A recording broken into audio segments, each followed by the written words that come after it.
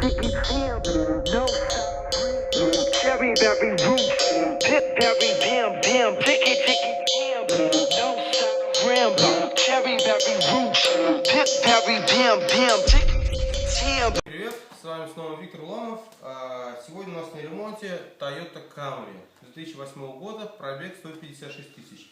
Наш постоянный клиент до этого ездил на 14, сейчас пересел на Camry. Получается, первое ТО.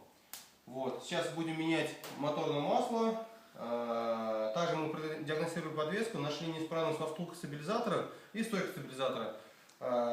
Клиент как раз жаловался, что при езде он слышал небольшой глухой звук снизу. Вот посмотрели, там износили втулки стабилизатора.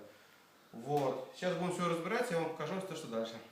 Так, сняли мы втулки стабилизатора. Вот, посмотрите. Вот, это старое, это новое. В чем видно разницу? Разница в отверстии. То есть здесь проходит проток стабилизатора, и в этом месте, получается, отверстие разбилось, стало больше. Тут на новом идет она меньше.